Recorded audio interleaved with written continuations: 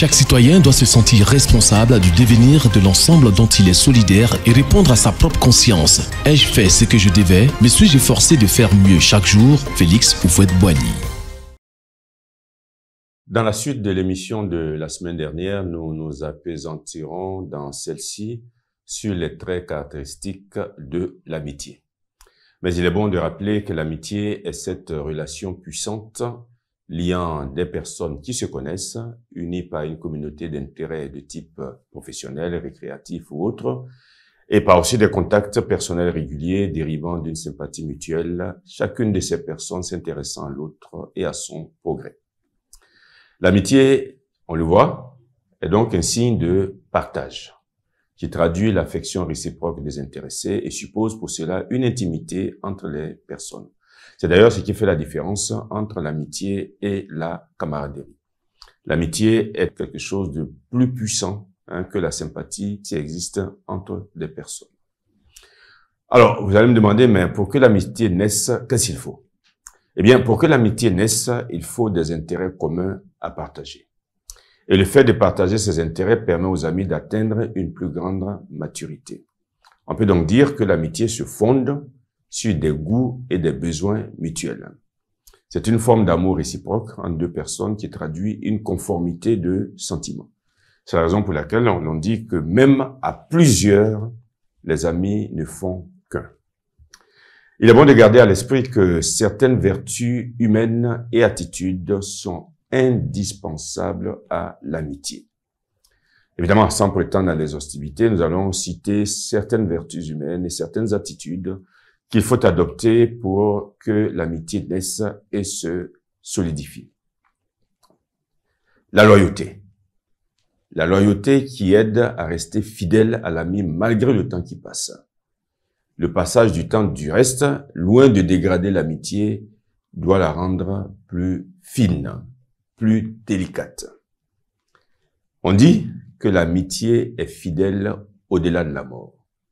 D'ailleurs, l'historien de la Rome antique Tite Live, surnommé le Padoin, disait à juste propos ceci, et nous citons: « Les amitiés doivent être immortelles et les inimitiés mortelles. » C'est une belle phrase. Les vraies amitiés naissent pour toute la vie.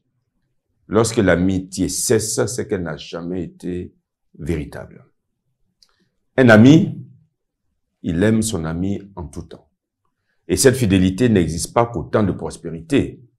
Elle devient manifeste au temps d'épreuve. D'ailleurs, ne dit-on pas que c'est dans le besoin qu'on vérifie la valeur d'un ami.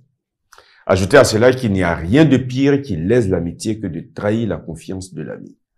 Sans la fidélité, l'amitié ne peut demeurer stable. Deuxième vertu, la générosité, qui permet à l'ami d'agir en faveur de l'autre en tenant compte de ce qui lui est utile et nécessaire. L'ami supporte et soigne son ami, et soigne en son ami aussi ce qu'il y a de défectueux. Dans la véritable amitié, on va en progressant ensemble, et on partage les joies et on partage aussi les peines. L'amitié exige de la fréquentation personnelle. Elle demande du temps, elle demande de la présence. Et elle demande de la disponibilité de part et d'autre. Les amis s'entraident, ils se tiennent par la main. Ils portent le fardeau l'un de l'autre et s'épaulent. Quant aux biens que les amis partagent, vous le savez bien, aussi bien matériels qu'immatériels.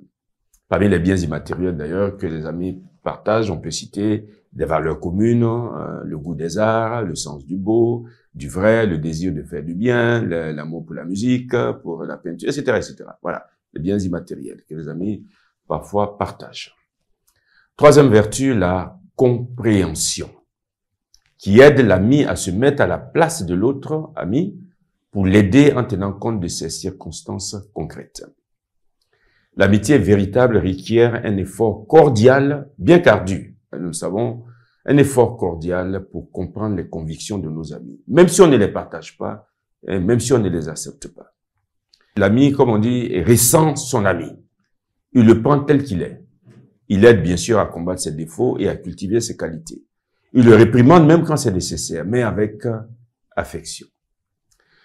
Voilà ce que nous pouvons déjà dire dans cette émission sur les vertus nécessaires à l'amitié. Et comme le temps est parti à cette émission, tout ça, ça fait, nous allons nous arrêter là. Et la semaine prochaine, nous donnerons les autres vertus humaines et attitudes considérées comme indispensables à l'amitié.